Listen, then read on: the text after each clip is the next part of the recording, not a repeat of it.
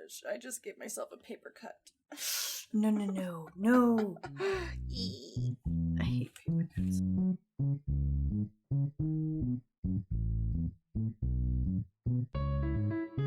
If you're a controller thrower, don't play.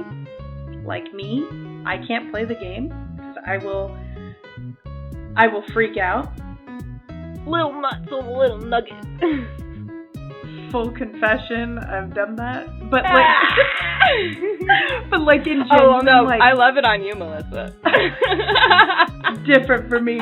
I just want to play a video game where I can woohoo in my own home. All right, we're live.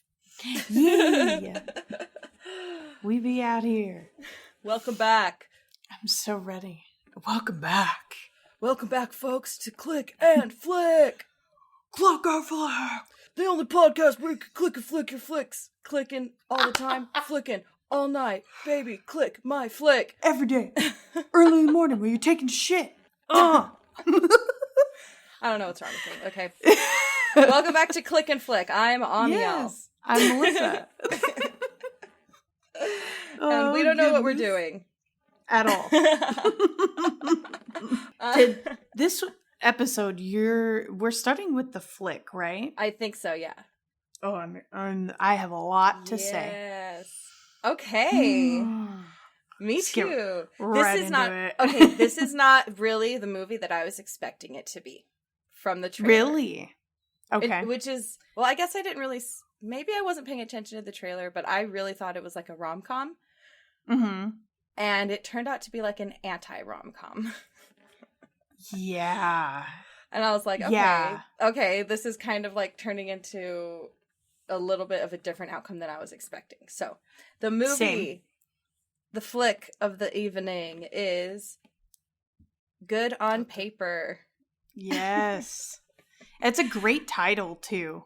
I did enjoy it, I think, more than I thought I would, because it wasn't what I was expecting. Okay. I'll just come right out and say it. Like, my first notes about the movie, I was about like I'd say a third of the way in, right? And I said, poorly written and predictable. But then, obviously, my opinion changed. Later. Yeah. So later. I thought that too. Like at the beginning, I was like, "What the hell?" Like, this is like really. I was all okay. These are like, whatever. Right. Okay, so let's get into it. Let's go through the movie like we do. I'm ready. So this movie, it kind of starts out with her doing stand-up, and let me explain who this is. So. This movie, Good on Paper, is written by Eliza Schlesinger. Yeah. I don't know how to pronounce that name. Is so hard for me. And yeah, it is one hard. of my favorite songwriters also has the same last name, and I've never been able to say it right. So Schlesinger. Eliza Schlesinger. Yes. I'm sorry. Is the main. She's a real stand-up comic. So she's had a lot of Netflix. Yeah, I think she wrote it. She didn't direct it, she did write it. Okay. So she's had a lot of Netflix specials, which is what I've known her from before, and I think a lot of people recognize her from her stand-up comedy. Obviously, I think this might be her first movie, at least the first one where she's like the lead actress and where she like wrote it. So it starts off with her doing stand-up. Now, before it starts, didn't it say it was based on a true story about a lie? I think that this really happened to her. To her? Yes, I think this is a real. I think she made a movie about a real relationship. Okay, continue. Wow. Okay. Yeah, so I think that this really happened to her. Wow. So it starts off with her doing stand-up. It's kind of showing us who she is, and She's living in LA, and she kind of has the typical trying to be an actor but doesn't really make it. So you see her at an audition, and she kind of talks back to the director, and they don't like it. And she, like, you see her run into the other, like, blonde girl that's her competition, and she hates her, and she's super jealous of her. And so she is flying. So she ended up having to fly back from that audition. And this is where she meets the guy. Who Dennis. So they meet, and it's like this typical like airport meet cute where she like drops her ticket, and then he picks it up and he's like, "Oh, is this yours?" And then, "Oh, they sit next to each other on the airplane. How funny our tickets are. Oh, it's like what's that word? Destiny." And they end up like talking, and she finds out from him. He says like, "Oh yeah, I went to Yale and blah blah blah. I have this girlfriend who's a supermodel." And that's that. That's how they meet. So then we follow Andrea. Andrea is the name of the lead character that is played by Eliza Schlesinger. Schlesinger. Hey, that was pretty good. Was it good? Okay, cool. I think so. So Andrea, character's name, Andrea, goes back to the bar, and we find out we meet her best friend. So her friend owns the bar. Correct. And she's having a conversation with her friend in the bar, and her friend is just saying stuff like, "Oh, you inspire me because you don't care that you haven't done anything with your life, and you are not successful by 35 and blah, blah, blah." So she's kind of like roasting her. That's right, yeah. But then she goes back and flips to her stand-up set. So this movie is kind of like, the way it's edited is going between the story and then her performing her stand-up set. That's kind of, her jokes are aligning with the story. So it's like a Seinfeld. Correct, yeah. Like third wall kind of thing. Sure. Yeah. Maybe not, but you yes, get what I'm saying. It's that thing where it's like, now I'm talking to you as the audience to give a commentary on the story. Yeah. Right.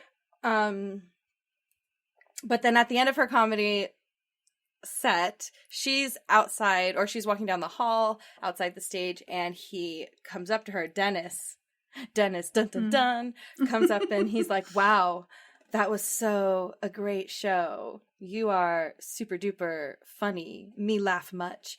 And she's like, "Wow, you're here." Nobody ever comes to my shows. I can't with his character, dude. Yeah, and then she ends up taking him back. His character is so gross. Then she ends up taking him back to the bar, and they like hang out with his friend because he suggests it to hang out and get a drink and stuff, because he's like, "Oh, my supermodel girlfriend's photo shoot is running late. Maybe we can get a drink."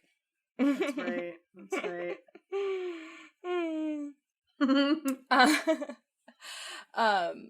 And then at the bar, he's like going on and on about how he's like so smart and wealthy and just like knows everything.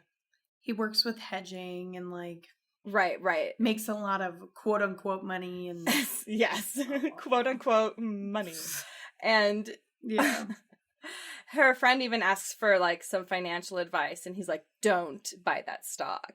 It's no good." Blah blah blah. Right. Like super confident, like he knows everything. Right. And so they basically have this like moment then where after they're at the bar, they do like a montage of like, we're becoming friends now. And it's like a lot of drinking, a lot of like they're with different people and stuff. And he, it's just like a montage of like them getting to know each other. And he's just like the perfect gentleman throughout the whole thing. Right. And he's just like, oh, let me do this. Oh, let me do that. And he helps her like audition scripts and stuff. Oh, that's helps right. her with memorizing and practicing and studying all those stuff. But she's like over all this, all over the montage, her inner monologue is like, yeah, he's nice and he's funny and we get along and I can be myself around him, but he is not attractive. Like, right. He's not good looking. And true, like, yeah, they did a great job. That's fair. Yeah. No hate to the actor, obviously. Oh, absolutely not. I'm sure he's good looking in real life, but they did a very good job of making him look so like just. It's like straight out of 70s. It's like tapioca pudding. 70s again. It's just spot on. It's spot on. I feel like that's what he is. Yeah. Yes. So then, you know, I actually don't find her stand-up act like super funny all the time. Me either. I know that some people do. Like, she's obviously successful because people think she's funny, and I think that's good. Like, I think she's a good stand-up comedian because she like knows how to put a set together and get an audience to enjoy it, just because it's not my style comedy. You know what I mean? Right. Absolutely. I completely second that statement. But there is one part of the stand-up set that comes in after like this friend montage thing that I don't really care for, so I don't know. I know that like not everyone has to think like me either, but I don't necessarily like her jokes about okay, so she starts in her stand-up act is talking about like, is it okay for girls to hang out with guys that they know they're never gonna have sex with? That's right. And I just feel like that whole like statement and that whole question is so like 80s. Drawn you know out. what I mean? And like it's like old. Like men and women are friends now all the time without having sex. It's like not a thing anymore. And that conversation and that like kind of joke doesn't make sense. But I guess it's okay. Like, it's fine for you to have that perspective because I guess some people do. Like, they only hang out with girls and like the guys they know only hang out with guys or whatever. So fine. I know people exist differently. But what I also don't like is that she is saying, I think it's okay for girls to hang out with guys without ever intending to have sex with them because guys will date girls and never have intentions to marry them. And that's the same thing. Like, the end goal for guys is always to want sex, and the end goal for girls is always to want to be married. And I just think that that's kind of antiquated. I don't know if that's, like... that whole speech, I had the whole, like, drawn-out section, I was like, ugh. At this point in the movie, I couldn't stand the writing. I couldn't, like... It's it was like, it's when the second form of embarrassment, when you're getting embarrassment from secondhand embarrassment. Thank you. Yeah. That's exactly how I felt, and I was like, stop! I can't. I kind of felt like it was like a newbie script. I don't think it was like necessarily terrible, and I do think this story was enjoyable. However, like the dialogue was forced in a lot of places, in my opinion. Very much. And so I'm like, especially some of Dennis's lines and the actor that did say those lines. It was rough, but anyway. Yeah. Sorry. Continue. Yeah. No. So yeah, I'm just complaining about her stand-up act, but that's the only one that I really was like, I don't know. So after that show, they're all walking back and it's her and her friend and the guy, and they end up a drunk dude from the audience comes up and just starts like kind of harassing her verbally, like, hey, you're funny for a girl, blah blah blah. And he like kind of stands up for her. Well, does he even? I think like, he stand up said for something, but her Yeah. friend, the bar owner, was the one to like shove Right. him off. Yeah. Yeah, her friend who owns the bar just basically like ripped his head off and like Yeah. mama bared him out of the picture. Yeah, basically. But she ends up back at dinner with the guy, with Dennis. The menace. Accuracy. And this is when the first like red flags came up for me, like noticeably, because I was like, this guy is like, yikes, because he asks her to be his girlfriend and she says no, like she's not interested, and then he starts pushing back and is like, these are the things that stuck out to me like red flags. When he goes, I know you better than you know yourself. Yeah. I was all, excuse me? Right? Like, no. the audacity. I actually had a guy text me that one time when I was like in college. He was drunk and he like asked me out over a drunk text. And I was all, I'm not really interested in you. Like, we're good friends, but no. And he's all, I know you better than you know yourself. You do want me. And I'm all, okay. And then it was just a little bit awkward between us for a couple months. What and do then you say to that? Other than, like, I know myself? Yeah, but, God. Yeah, that's just such a, like, a weird thing to say to someone who's rejecting you. Don't say, like... Right. And how pushy he was about it. Like, I could give you things that would make you happy. I'm the best thing for your life. Like, I was like, okay, right. Where are they going? This is where my predictability came in, obviously, because it was a big hint, you know? The next red flag on this dinner date that Dennis said to Andrea is when he told her, he goes, don't lose me because you're too dense to know what's good for you. Oh, what? You're now insulting her and calling her dense? Like, who insults somebody and calls them names in the middle of trying to convince you to date them? What? Seriously. I'm like, brother. Oh. Seriously? Oh my gosh. Oh my gosh. Oh my gosh. Then the most nasty thing happens at the very end because he ends up forgetting his wallet. Oh my god, yes. Which is like, you didn't forget your wallet. You're fucking poor, dude. Like, right? Sorry. Like, that's my reaction when it, I mean, and I don't care. Like, just don't lie about it. Like, if someone, like, I don't care who's paying for the date. You know what I mean? Right. Didn't it decline? But don't Didn't pretend he give him and lie. the card? Oh, it declined. Right, but right, it declined, and then it was the wallet thing another time. But yes, you're right. So it declined. And then she ends up like, he's like, oh, let me get another card. And then she's like, no, I'll pay for it. That was what it was over. And so she pulls out the other card and she ends up paying. And then he does this pouty face like, oh my God, thank you. Oh, baby. Oh, cuckoo, poo, poo. Like, I hate pouty faces. Pouty faces are so yucky. They're gross. Only like babies should do them.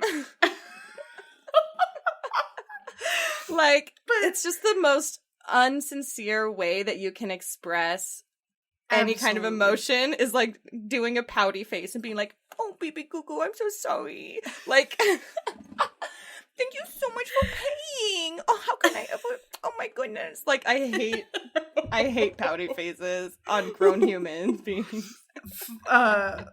Full confession, I've done that, but like but like in general, oh well, no, like, I love it on you, Melissa. Different for me. No, I do it out of like habit too. I'm like, oh, thank you. Like I do the okay, but no. I don't do it often. But you're not doing it to try to get somebody's like sympathy for like you screwing up doing something. Like you didn't like mess up, you know what I mean? Like you're also doing it as a joke. Like I mean, like this guy was like seriously like, oh my God, it was his genuine reaction. It was like him paying for food. His his genuine, like, him Mhm. trying to get her to think that he's grateful. Which It's is important later his on, genuine too. manipulation. Yes. And this was the start of, because obviously, not to spoil it, but yeah, they get together eventually. But throughout the rest of their relationship, she did this thing every single time he would show a side of himself and it was clearly a red flag. She'd be like, Yes. oh, she would run in the opposite direction. She'd be like, oh my God, like, yeah, let me help you. Let me do this. Oh my God, your mom. Oh, and I couldn't. Oh, that was just the beginning of her situations where she did that. And it pissed me off. Yeah. Oh, Yeah. anyway. As a character, like, it was just obvious that it was like, this person is letting this guy kind of like walk all over her because Right. she's being manipulated. She's bending to every like emotion that he is like trying to get her to react to. Right. And she just kind of falls for his lies, you know what I mean? Mm-hmm. So she says no, like, no, we're not going to date. I'm not interested in you. And dinner's over. She's at the bar with her friend again, and she gets the call that she got the part in the TV show that she auditioned for. So this is really exciting. And she goes out to celebrate at a bar, and she meets like a guy, just this cute guy, whatever, sitting at the bar, some random dude. And this was another part that I was like, this is just weird to me. Like, because he, like, just as it's written, you know? Right. Because he orders this drink, and it comes back, and it's like a frilly, fancy drink with lots of like embellishments. And he's like, oh man, I got a girl drink. I didn't know this drink had a uterus. That wasn't on the menu. And like, she's like, man, you do have a girl drink. That drink is gonna, like, I don't know, like, yeah. She's like, let me take a picture of you with it to make fun of you for being a man who got a drink that is feminine. Right. And by society's standards, yes. And then she's like, pose with your arm and flex with it so it doesn't look, so you're like manly and whatnot. And we're like, yeah. And I'm like, God. I'm like, that's fine, bro. Drink what you want to drink. Like, why? It probably tastes good. It probably tastes good. What the fuck? Like, I know. Shit, dude. Just take a drink. Take a swig. You like it. You'll like it. You know you like it. He's good. He's good. But I'm like, dudes, like, everybody can order a drink and it be whatever they want. A girl can order a beer, and a boy can order a drink with a flower in it, and like, gender is made up. So yeah, they get alcohol later in the story, and he orders a round of IPAs, and there's 2 females there and 2 guys there. Sure. Like, so what's it's not the deal? made into it's not made into this big problem. Ew, okay. But it is this idea of like, the closer it is to femininity on the scale, that just means the closer it is to bad. And so it's like, ooh, you can't get this girly drink. But it's probably a really tasty drink. So exactly. Whatever. Get off. So that's another just part of the story where I'm like, this is like comedy for men. The patriarchy. Yeah. Which is, you know, fine, because if that's the world you live in, you need a laugh too, I guess.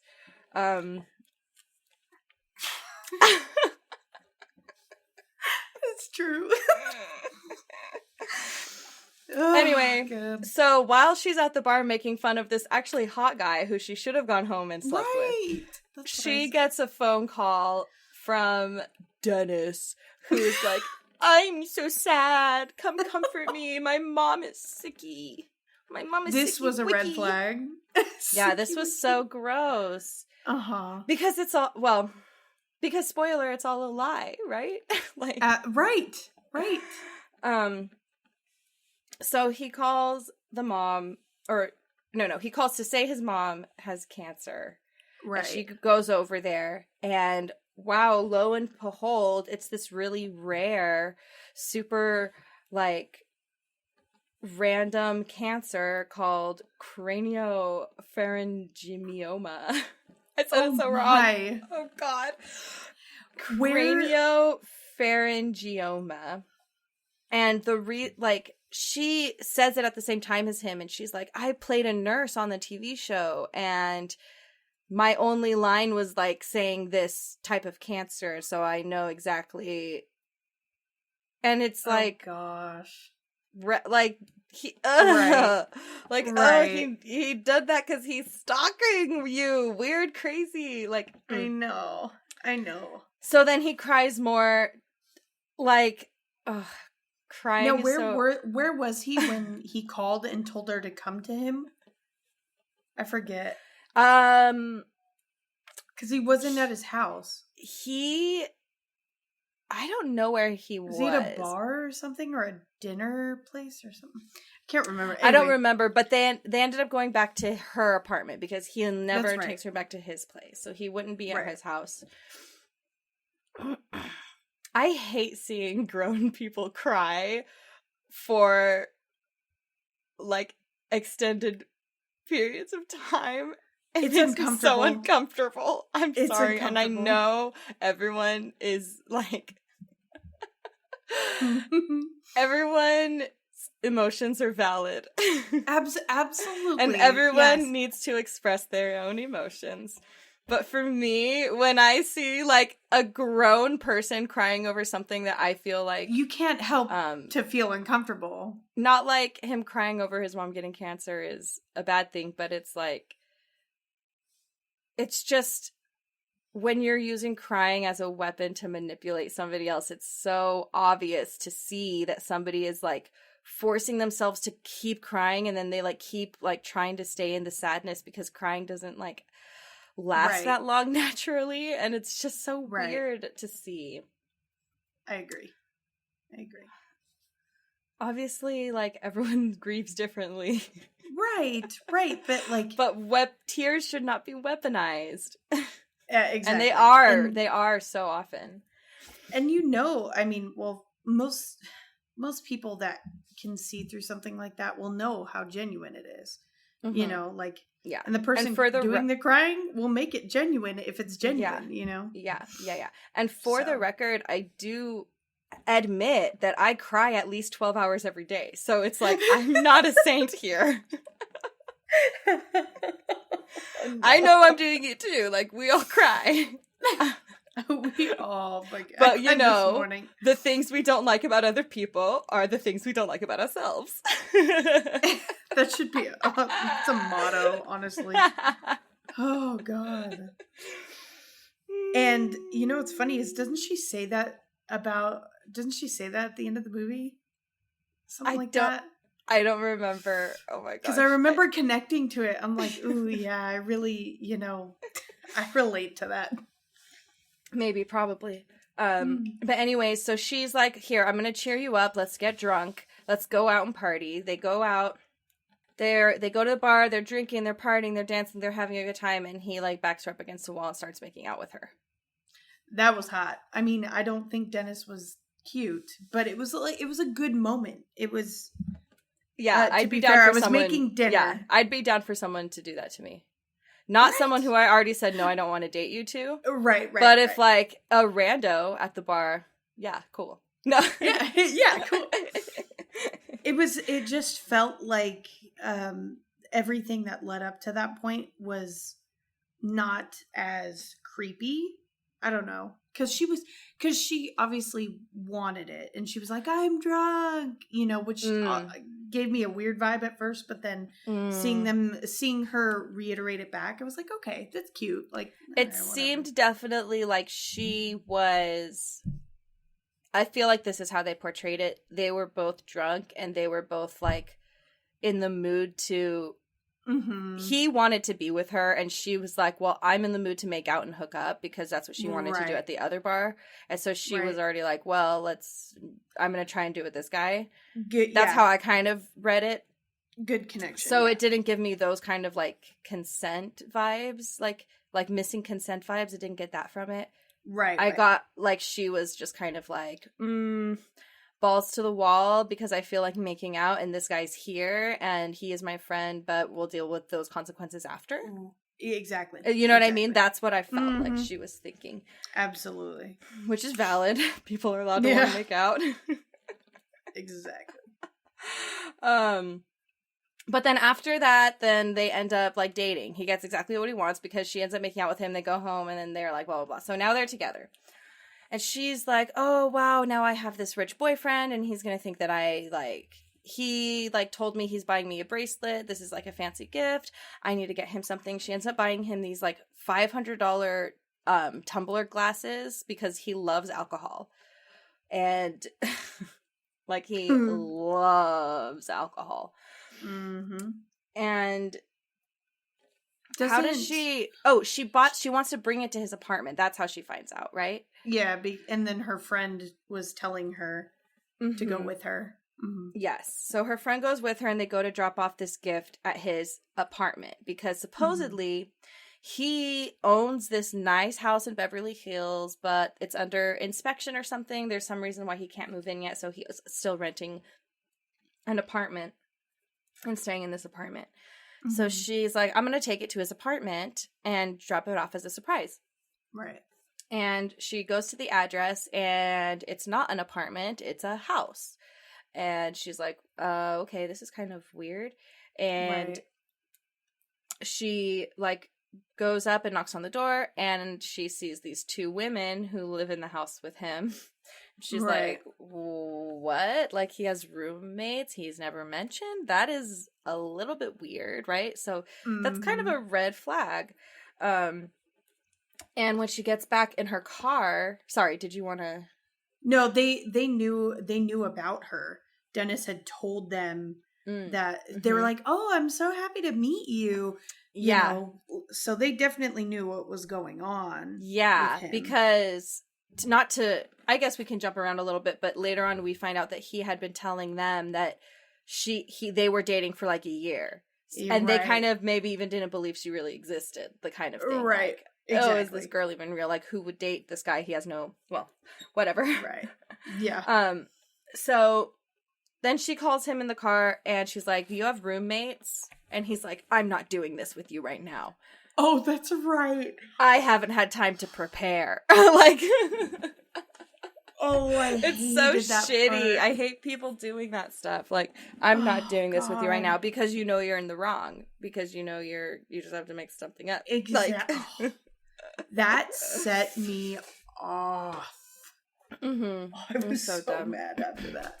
And then he just shows up at her house like, hey, hun, ready to go? Like, nothing is wrong. And she's like, excuse me? Like, what's going on? Like, I'm not going anywhere with you. You lied to me about having roommates. And he's like, you're right. That's so wrong of me. I have to, tell you now, like, the truth is that my mom is, like, really sick. And so she lives in my house in Beverly Hills. And I have to leave the house so she doesn't feel like I'm taking care of her all the time. And so I stay at this house with them because I just, like, keep my stuff. Mm-hmm. I'm doing them a favor. My friend from Yale never was successful. Not like you. You're so successful. And then adds a little bit of that love bombing, like trying to compliment her, make her feel good. You're so successful. My friends aren't successful. They need my help with money. Ew. And then she's like, okay, I can't believe I didn't believe you. I can't believe I ever didn't trust you. That's a good excuse. Right. She's like, I believe it. And he's like, here, these are my lies. And she's like, oh, are you going to finish eating that? I'll eat it. Just kidding. I don't know what that means. I was following. Okay. But then she's like, oh, so anyways, tell me about your house. Where is it? And he's like, it's in Beverly Hills. It's right off of so-and-so street. And she's like, that's kind of like West Hollywood. He's like, oh, no, it's Beverly Hills. It's right here. She's like, oh, no, that's like even more West Hollywood. He's like, no, it's on this street. It's on this street. And I swear it's West Hollywood, or it's Beverly Hills. And she's all, no, okay, sounds good. And so her friend calls and so he's like, oh, I'm gonna go take this stuff to the car. Her friend calls her, and she's like, hello, friend, warning, I called Yale, and he never went to Yale. And she was like, stop trying to ruin my life, and hangs up. Yeah, No. yeah. That's actually not true. They hung up because he comes back in. Yeah. And scares her. She's like, I gotta go. Scares the shit out of her. But they end up going, and on this like weekend trip, they end up playing golf with Andrea's actual friends who actually went to Yale. Oh, like in real life? For real. Okay. Yeah. Cool. That's awesome. No. I mean, like, oh, in the like movie. the characters. Okay. Oh wow, they really went to Yale. Cool. That's cool. Oh God, I'm gullible sometimes. But not even like I wasn't even trying to make you believe Right. anything. It was just like. No, so the friends that they're meeting to play golf, she's like, oh, you'll like them. They went to Yale too. And so he meets them and they're like, oh, what school were you in? And he's all, Yale. And they're all, like, yeah, but like what school? Like, right. Like, and he like couldn't answer. And they were like, oh, okay, whatever. And then he gets really upset that the golf course does not serve hard liquor. Mm-hmm. He's like, just beer, and so he orders beers and then chugs the beer in like one sip. It's so embarrassing, and she's like, what? Why are you doing this? Yeah. And he goes up to take his turn golfing and goes like, first of all, his form immediately looks like crap. Like, he's holding the freaking golf club. I don't know. He looks like a child playing gator golf, really. And it's just so embarrassing. He doesn't look good at all. And then he, like, swings back very slightly and goes, oof, and like, oh, my back! And falls over, and they're like, oh my God, he like threw out his back. And he goes, oh my gosh, I have a bad back like my dad. And her friend is like, bad back is not hereditary. He's all, I was in a car accident with my dad, and we both got hurt. We in both the hurt our same backs. spot? She's like, you both hurt your back in the same spot? And he's like, yes, we both hurt our back in the same spot. And then looks at Andrea and goes, right before he died of cancer. And she, on her face, immediately you can tell, like, this is when she really is like, this is too much. Like, her friend calling her and, like, giving her the heads up is when she started, like, looking for things. And so the whole alcohol and beer thing and Yale thing was, like, you could see in her eyes she was questioning. And then this thing, she was, like, offended. Oh, like, you're really trying to manipulate me. And she could tell. So they're back in the hotel room, and he's like, oh, I had such a fun time with your friends. And she is like, hey, do you remember that bracelet you were gonna get me? Whatever happened to that? And he's like coming up with a bunch of excuses, and he's like, oh, they had to redo the gold chain. And she's like, oh, you thought it was silver or something. There was some detail. And he's like, oh, yeah, that's what I meant, silver. And she's like, okay. And then he is like, she starts questioning things, and he's like, I know what this is about. You're still don't trust me because of the house thing. I'm so sorry I didn't tell you about my roommate. So he then is like not answering any of the questions she's actually asking about. Then he like shifts it to focus on this thing, and then he's like, I'm so sorry. Starts crying again. Yeah. You're using tears as a weapon. And she's like, oh, I'm sorry, I do love you. And then he's like, oh my God, I love you too. Will you marry me? And he like proposes to her with this like god-awful ring. Ugh. Just to give you context, it's red and blue gemstones.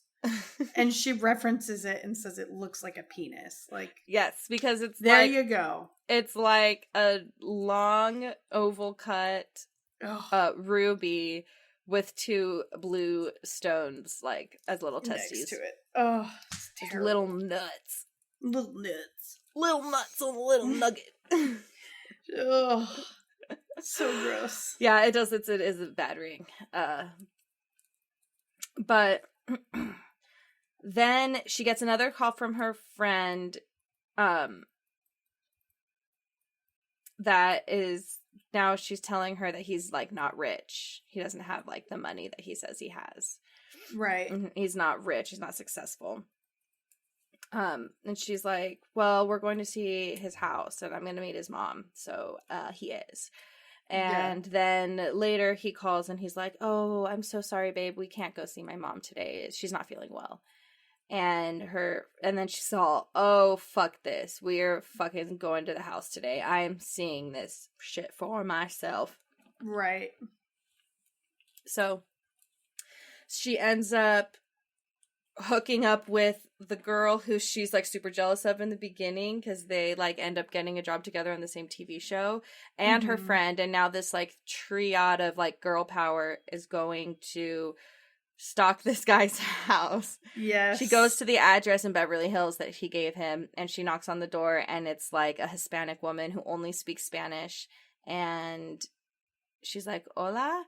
And she's like, does Dennis live here? Are you Dennis's mom? And then her daughter comes in. She's like, hello, can I help you? And she's like, oh, sorry.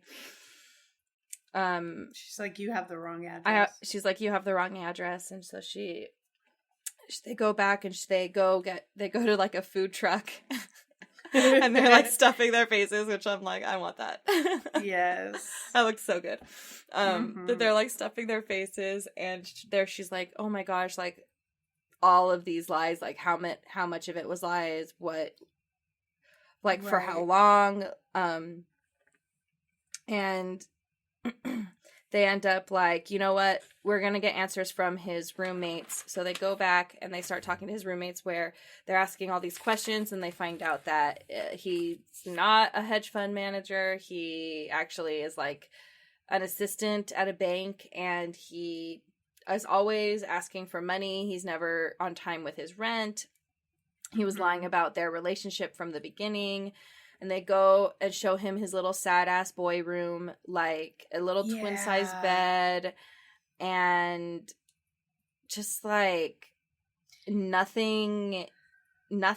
It's just, like, sad.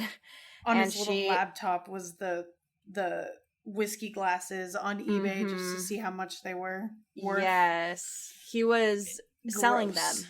Yeah. He was selling them on eBay. And her friend's like, oh, let's leave. Yeah. Let's go. Fuck this guy. And so she is in the streets, and she just like has a breakdown where she's like crying, and she's just going through like kind of every moment of the relationship, wondering honestly what was a lie. And it's like that moment is like relatable. When you're like, oh my god, when you find out someone's been lying to you for years, and then you're like, oh shit, how could I have done this? How could I have fallen for this? She makes a good point too, like lied from the very first second she met him. Like, I'm from she's Yale. Like he said I went to Yale when they met on the airport, he said, and yeah. Oh, just bad. She just breaks down, and this was like her acting was good in this moment, because her like crying just looked so real and so genuine and so raw. That's why I feel like this is her story. Like she did like go through this. I feel like that is I did so confirm shitty. It's based on her. It is based on her. Yeah. So it's just like, oh god, you can just see that betrayal of like the person who you thought you could trust, because it's not like it's not easy for a lot of people to like be themselves around, you know, just around anybody. We all have that kind of that wall that once someone like breaks through, it really has really proven themselves, then we can be ourselves around them, you know. And we don't like, and that takes different time for everybody based on how we feel about that person and the connection we have with that person. Sure. So it's like when you meet somebody that you trust them pretty quickly because you do feel a connection and you let that guard down, And then it's like, oh, it turns out that they're actually lying and manipulating you to get you to feel like you have a connection, to get that wall down, to get something from you. It's feels the worst. like, I could imagine it's the yeah. worst, dude. And seeing that all on her face was just like, ugh, yeah. Yeah. And she, like, in that scene, they turn it around from, like, her feeling sad and something to, like, you watch it turn from, like, grief to anger when she's like, we're gonna get him back. Yeah. Or yep. is it her friend who starts saying that? Because yeah, I feel her like it's friend her friend. was like, her friend friend was like, are you gonna sit here and wallow in self-pity, or are you gonna actually do shit about it? And she's the one that kickstarts it her all. friend is, like, definitely the feisty one. Yes. Who's, like, pushing, like, kicking her ass to get her up to do stuff. Yes.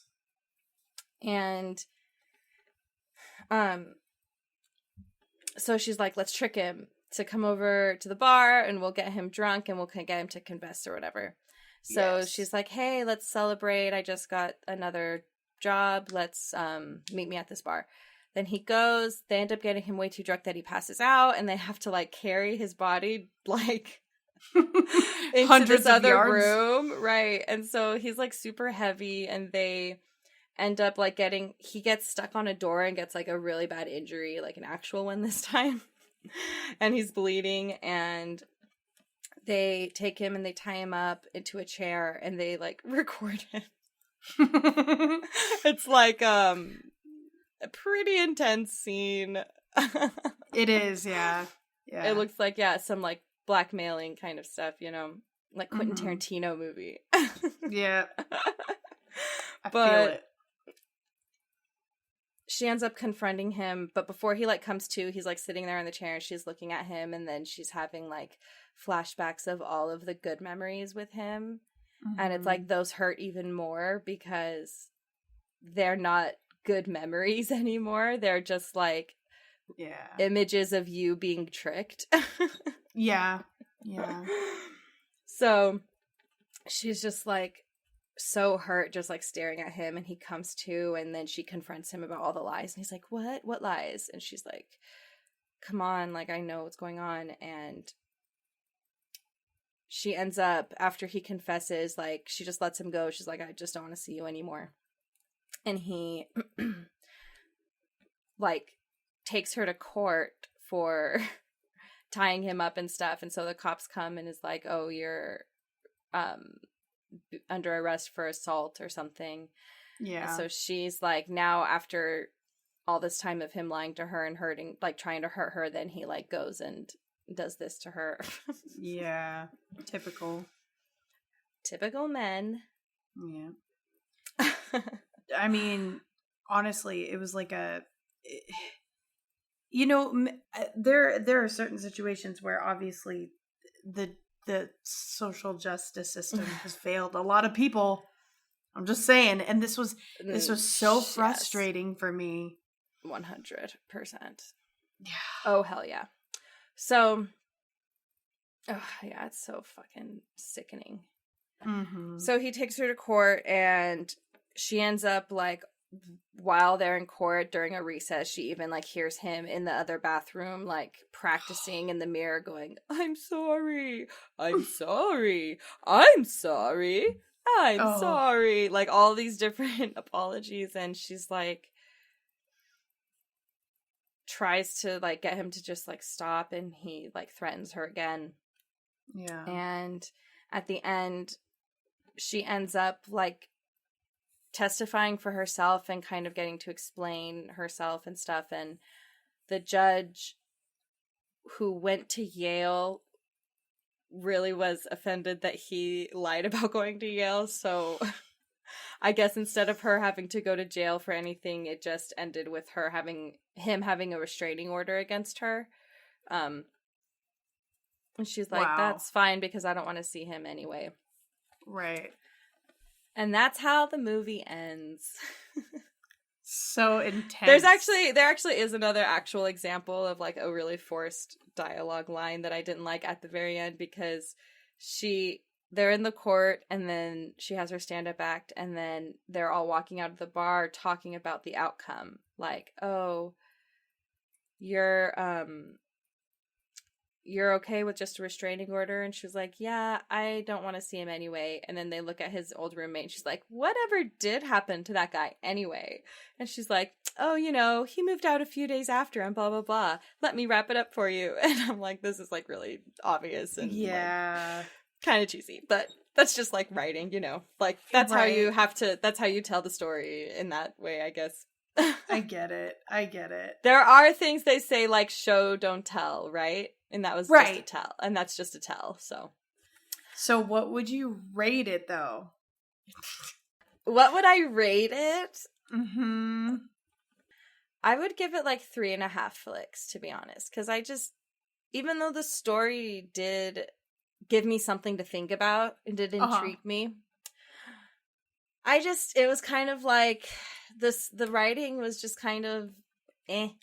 Yep. Yeah. It was not kind of, it was just like plain eh.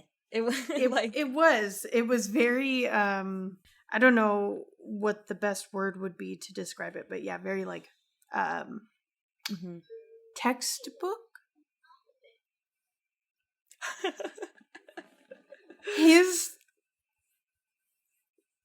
That just went off out of nowhere. Haunted. I can't. Get it? Nope. Turn it off. No. I'm turning it off.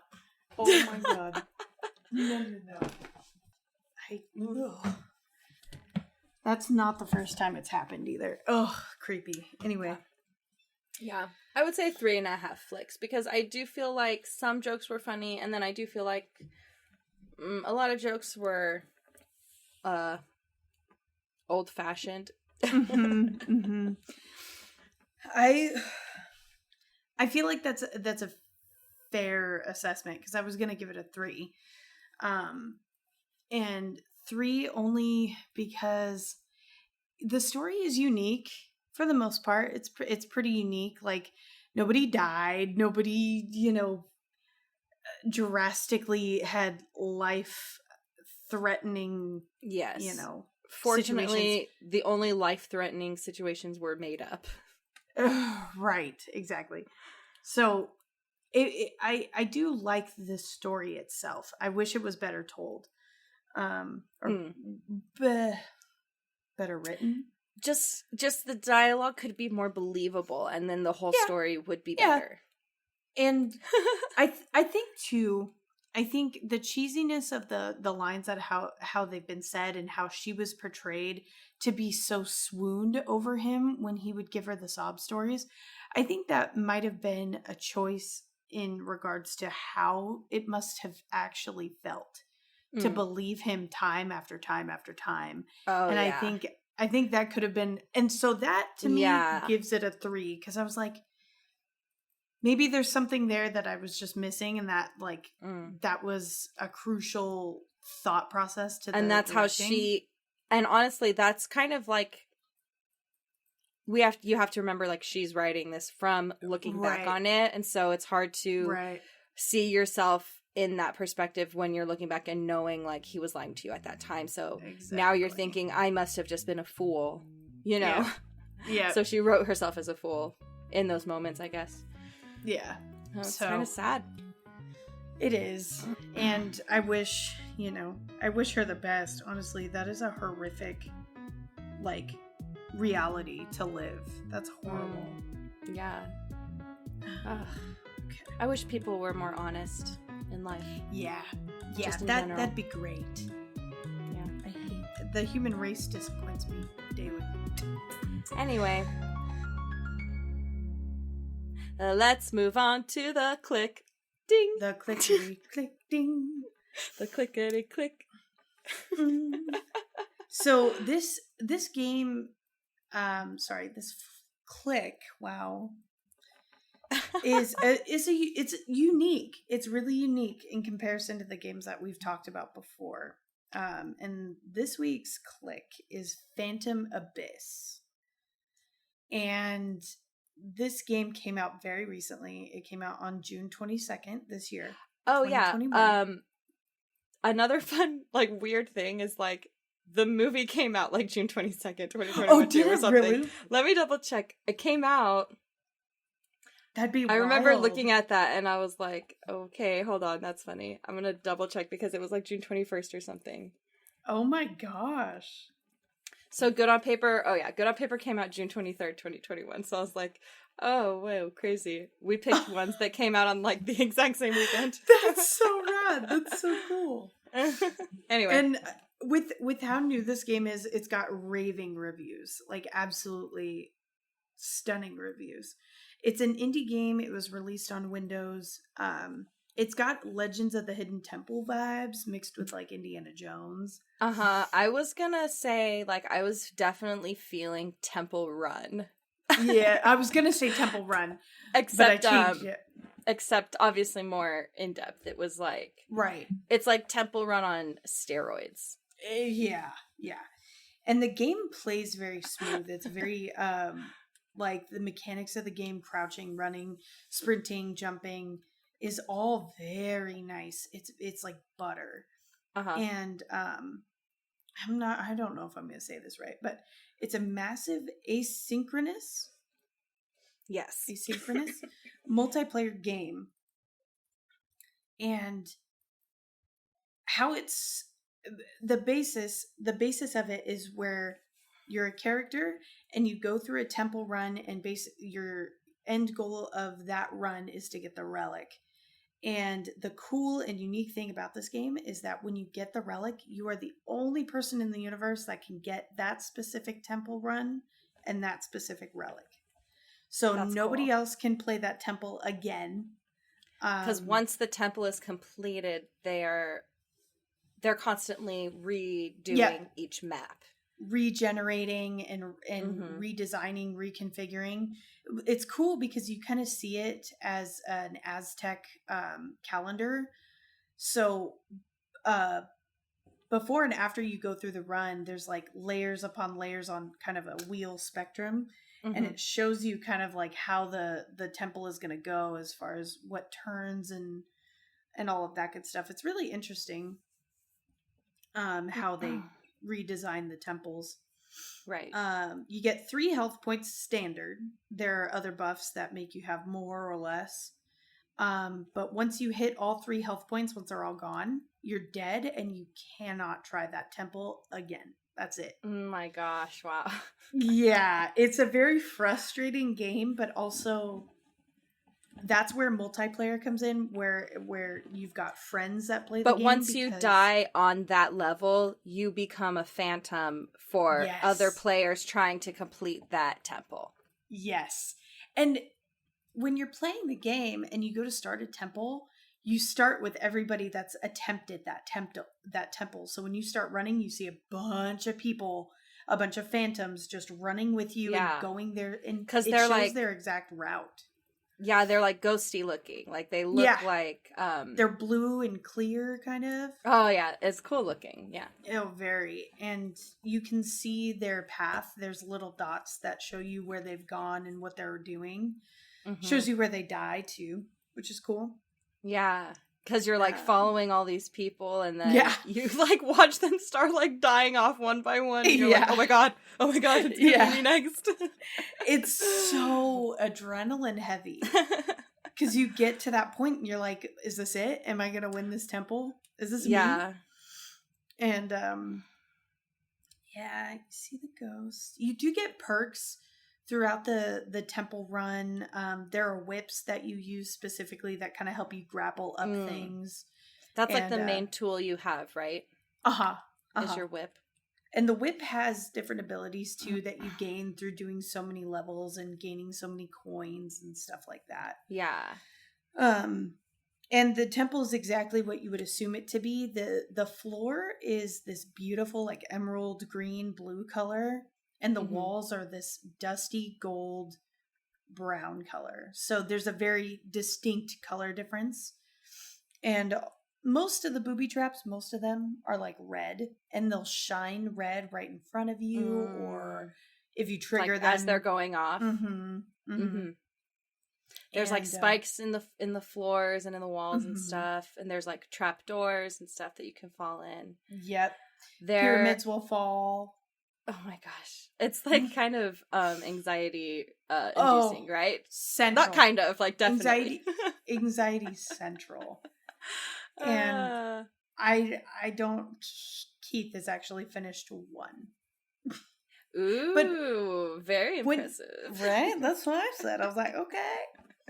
But that's the purpose of playing the multiplayers, because if you die in a temple, you lose your whip and you lose certain things. And So then the next temple, you just have to start with whatever. You do gain those things back, though, when somebody finishes a temple. So that's like, hence the multiplayer part. You can send that temple to a friend, and then they can try to attempt it and get your stuff back. Oh, so if you have a really nice whip that you lose, your friend can go back and get the whip for you. That's so cool.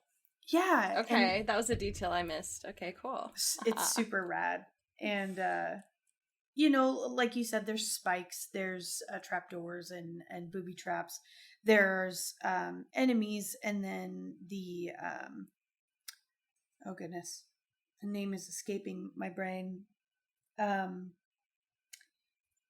They're a monster in the temple. It's a specific the one that comes up when you get the relic. Yeah, God, what is it called? What's the name? Like a spirit guardian or something? A guardian. I think it's a guardian. I think that I couldn't remember at the top of my head. Let me double check and look it up. I can do this. Fandomwiki.com. Oh my gosh, there's like almost nothing on this yet. It's probably guardian. I'm pretty sure you're right. Yeah, they're these like spirit guardians that guard the relics in the temple. Correct. And you have to defeat those, and they are not easy by any means.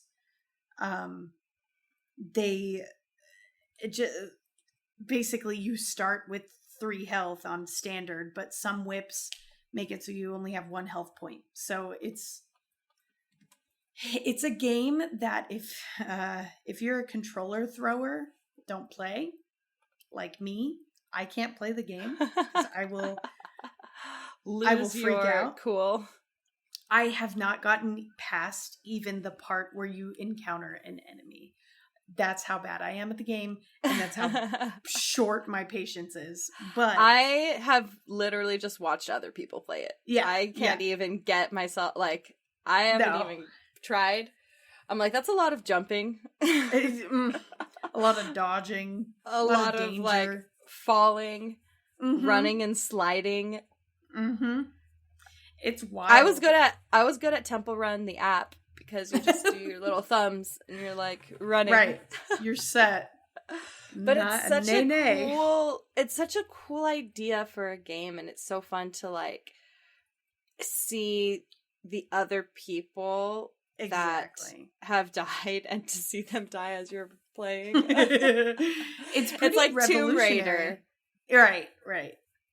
If you could see yourself dying. Over and over again. I could see all your mistakes. It's a very unique game. I have yet to be able to compare it to something that is at the same caliber of difficulty, but also uniqueness. Like, it's so... It was just... Keith was on that game forever, and then I've tried it a few times. I could probably say like 2 or 3 times. Mm-hmm. But I was so fascinated with the concept of it. That it's definitely like not you claim a temple. It's not a game that takes very long. It's just no a real quick, like, get on your computer and play a short little game. Mm-hmm. And don't throw your keyboard. But it's like every second is like heart racing. Like, yeah.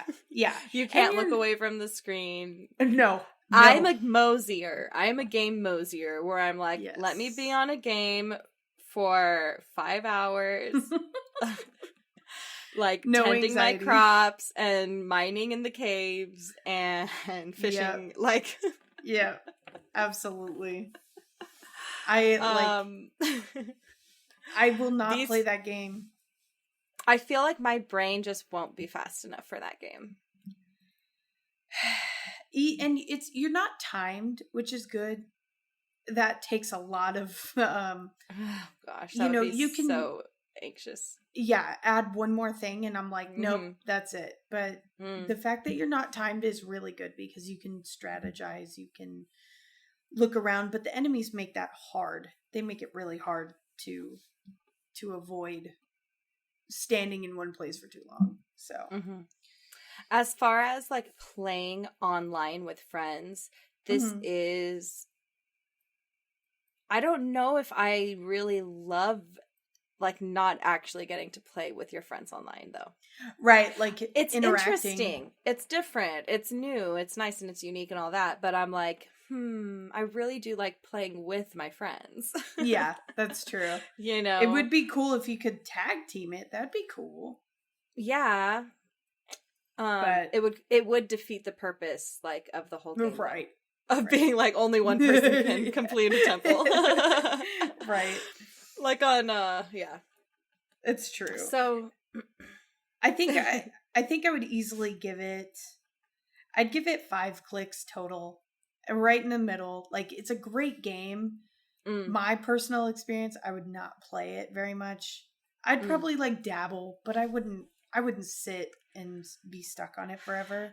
I probably could see myself like getting lost for hours in it just trying to, but I would definitely get frustrated, and I wouldn't be the type of person to willingly like I don't like to step into situations that I know I'm going to frustrate myself. Right. So those aren't the games that I normally go for. Right. It's games like that. So yeah, you know, like I said, I like farming games. Heck yeah, man. Yeah, those bro. are the best relaxation games. Just want to grow some herb and chill, you know what I mean? Yes, and woohoo, you know? I just want to do some woohoo.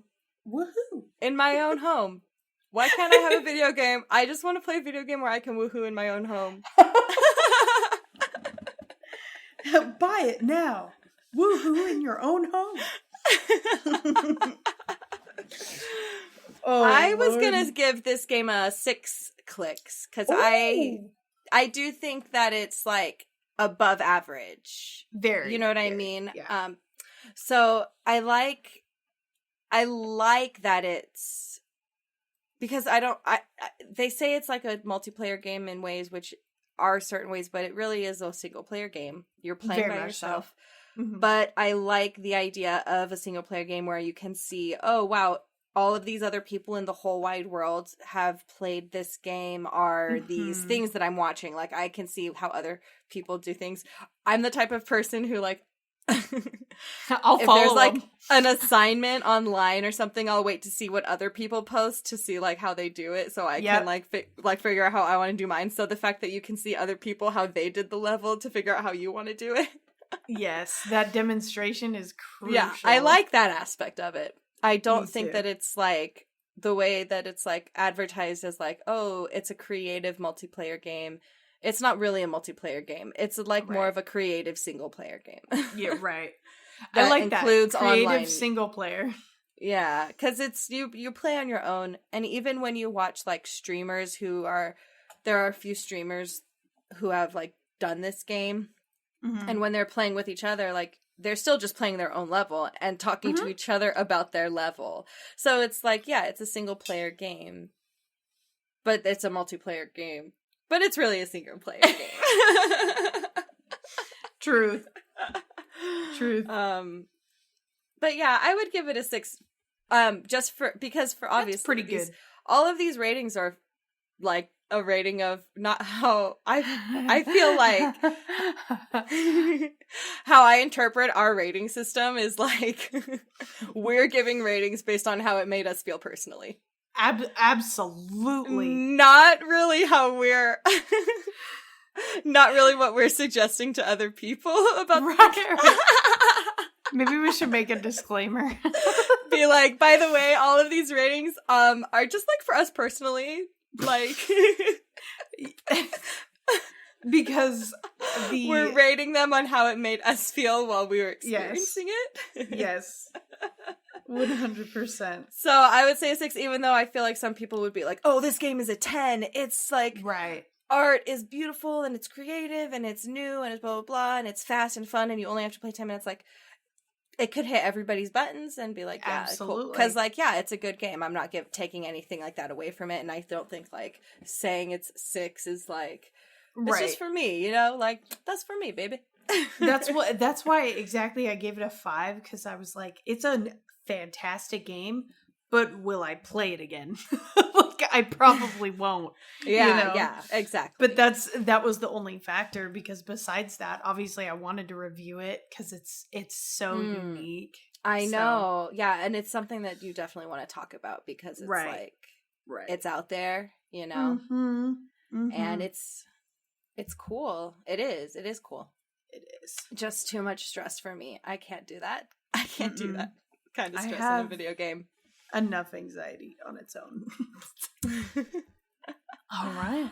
I think that concludes us, though. I think we did it. I think we did another episode just now. Woo! Ow, yes. baby. Ow.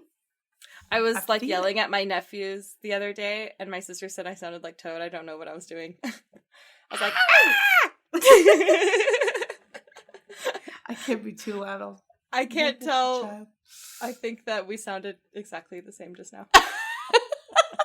That was so funny. Okay. Watch us sound the same on the playback. That was so fun. That was. Thanks for listening. I'm Melissa. I'm Amiwawa. I'm trying it out. I don't know. Keep it. Don't change. And you just got done listening to Click and Flick. Da, da, da, da, da, da. Click and flick. Click. Ciao. Flick. Hey folks, thanks for listening and sticking around. If you enjoyed what you heard, subscribe and follow for some more Click and Flick content. If you'd like to hear us talk about your favorite movies and video games, you can send us your suggestions to clickandflickpodcast@gmail.com. That's click, A-N-D, flick podcast@gmail.com. We can't wait to hear from you guys. Have a great week, and we'll see you next time.